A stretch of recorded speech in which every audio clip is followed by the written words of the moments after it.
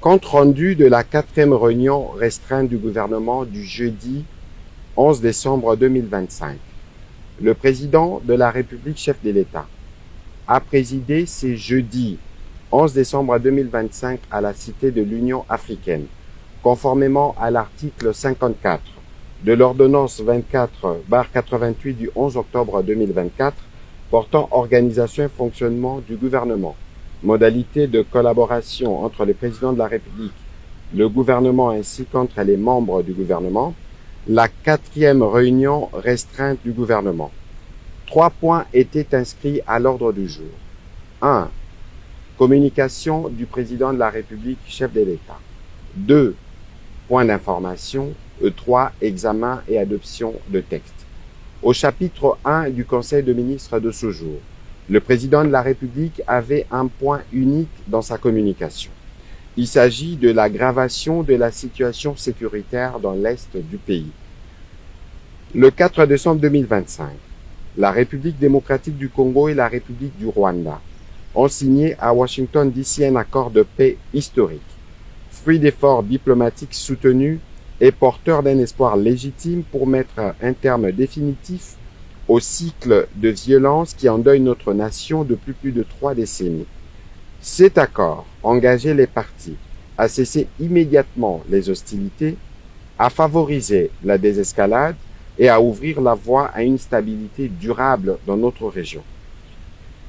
Cependant, le président de la République a déploré avec la plus grande fermeté que, à peine quelques jours après la signature de cet instrument, la République du Rwanda ait choisi de violer ses engagements. Elle a intensifié les opérations offensives dans les provinces du Nord Kivu et du Sud Kivu avec pour objectif manifeste de s'emparer de nouvelles agglomérations. Cette escalade militaire, contraire à l'esprit et à la lettre de l'accord de Washington, aggrave dramatiquement une situation humanitaire déjà critique. Pertes en vies humaines, déplacements massifs, destruction d'infrastructures, traumatisme collectif et précarisation accrue de populations déjà fragilisées. Face à cette nouvelle provocation, le président de la République en a appelé à la responsabilité et à la vigilance de toutes les institutions de la République.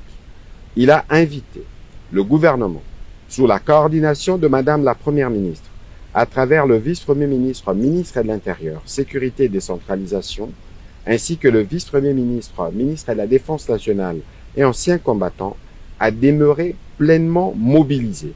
Il a également invité l'ensemble de nos forces de défense et de sécurité à maintenir le niveau d'alerte requis pour faire face à cette énième agression et protéger l'intégrité territoriale de notre pays.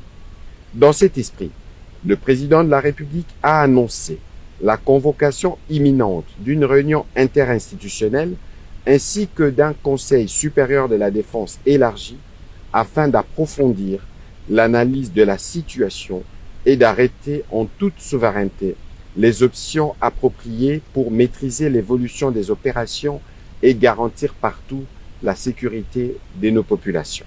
Au 2e chapitre du Conseil restreint de ce jour, relatif aux points d'information, un seul point d'information, les chefs d'état-major général de forces armées de la République démocratique du Congo, spécialement invité à cette réunion, a fait le point de la situation sécuritaire sur les différents terrains opérationnels.